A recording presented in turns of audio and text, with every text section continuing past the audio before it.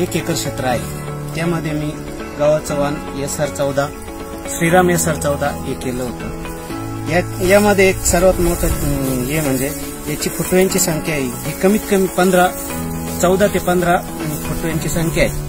आणि याची जी उंची आहे ही कमीत कमी म्हणजे कमीत कमी उंची पाहिजे त्या हिशोबाने याची उंची 2 ते 2.5 फूट आहे. आणि सर्वात महत्वाचं याची जी ओंबींची जी लांबी आहे ही 13 ते 14 सेंटीमीटर आहे. आणि यामध्ये दाण्यांची संख्या जी आहे ती साधारणपणे 50 ते 60 दाण्यांची संख्या आहे.